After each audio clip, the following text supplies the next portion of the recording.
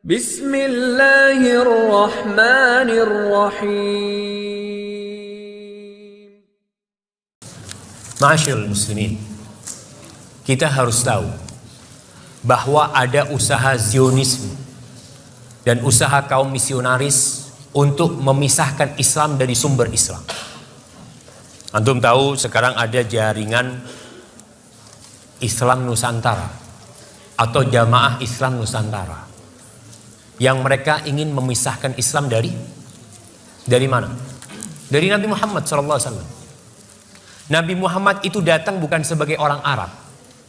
Beliau datang sebagai utusan Rabbul Alamin, sebagai utusan Allah Subhanahu wa Ta'ala. Tugas beliau itu bukan mengarabkan Islam, bukan, tapi mengislamkan Arab dan mengislamkan dunia. Jadi tugas beliau bukan mengarabkan Islam, tapi mengislamkan Arab. Tatkala Islam sampai ke Mesir, Mesir bukan Arab, dan Mesir pada waktu itu dikuasai oleh Romawi. Jadi Islam. Kemudian Islam sampai kemana?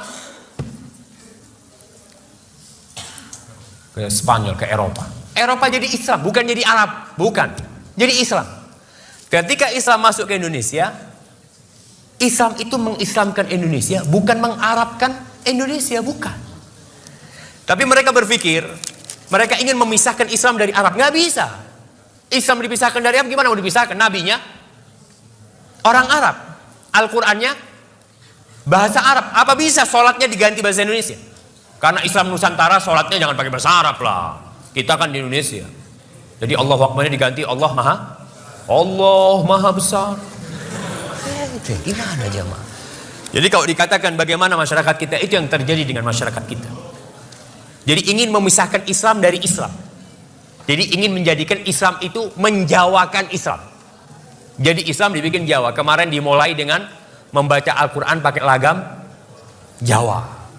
Jadi Islamnya dijawakan, bukan Islam ini mau mengislamkan Jawa. Karena agama yang diridhoi Allah Subhanahu wa Ta'ala adalah Islam. Jadi kemanapun kita pergi, kita akan mendapatkan Islam itu satu. Nggak ada Islam Arab, nggak ada Islam Mesir, nggak ada Islam India, nggak ada Islam Eropa, nggak ada Islam Afrika, nggak ada Islam Australia, nggak ada Islam Malaysia. Yang ada Islamnya Nabi Muhammad Sallallahu Alaihi Wasallam. Inna dina indallah al-Islam. Islam yang mana? Yang dibawa Rasulullah Sallallahu Alaihi Wasallam. Kalau mau ada Nabi baru di Indonesia, sudah berusaha. Kemarin di Indonesia ada Nabi namanya Ahmad Musaddiq. Iya, ngaku jadi Rasulullah. Muncul Lia Eden, muncul orang-orang mau bikin agama baru. Jelas orang menolak, tapi sekarang usahanya dibalik. Bagaimana mengislamkan atau menjawakan Islam? Indonesia ini ada berapa bahasa, saya mau tanya? Ada 300 lebih bahasa di Indonesia. Ada berapa suku di Indonesia ini? Ada ratusan suku. Terus mau gimana? Apa setiap suku punya Islam yang berbeda-beda nanti? Ini Banyuwangi Using, Islam Using. Ada Islam Madura, ada Islam Sunda, ada Islam. Nggak mungkin jamaah. Dan itulah usaha yang perlu diperbaiki ya. Bahwasanya agama yang diridhai Allah ini agama Islam, bukan agama Jawa, bukan Islam Jawa. Terus bagaimana dengan kita lihat tradisi-tradisi orang? Memang kalau kita lihat, ya ana harapkan ada di antara antum nanti yang memiliki niatlah untuk memberikan manfaat kepada orang. Di Indonesia banyak tradisi-tradisi Jawa. Ketika Islam masuk ke Jawa, Islam itu melalui 2 periode. Yang pertama, periode pengislaman Jawa, pokok Islam. Orang Jawa pokok Islam. Dia mau sholat, nggak sholat, yang penting Islam. Dulu ada acara namanya sekaten. Sekaten itu dari syahadaten. Jadi orang dulu masuk, pokoknya syahadat dulu. Mau sholat, nggak sholat, nggak apa-apa. Lalu kemudian Wali Songo, ulama-ulama yang datang ke Indonesia ingin menyempurnakan Islam itu. Islam yang sudah masuk ke Indonesia. Tapi penyempurnaan Islam itu tidak pernah berhasil sampai hari ini. Karena ketika mereka sedang berusaha menyempurnakan Islam, masuk Belanda dengan salibnya. Masuk Belanda dengan salibnya. Masuk Belanda dengan misionarisnya. Bahkan sebelum ada Al-Quran diterjemahkan ke bahasa Madura, sudah ada Injil berbahasa Madura pada waktu itu. Kita tahu bahwasanya penjajah itu membawa 3. Apa yang mereka bawa? Mereka cari gold, terus glory, dan gospel. 3G. Mereka cari kejayaan, mereka cari emas, dan mereka akan tebarkan gospel itu. Dan itu yang terjadi di Indonesia. 350 tahun kita dijajah, alhamdulillah masih Islam ya. Walaupun ada yang masuk Kristen, ada, tapi tetap kita menjaga keislaman kita seperti itu. Kemudian mereka berusaha bagaimana orang Islam tetap Islam tapi Islamnya nggak benar. Itu yang terjadi sekarang. Bagaimana orang Islam jangan keluar dari Islam lah, tetap Islam tapi Islam yang ya sudah nggak ngurus sama Islam. Bayangkan ada seorang profesor doktor nih, guru tafsir, guru besar di UIN Syarif Hidayatullah, kalau nggak salah, dia itu menghalalkan homoseksual.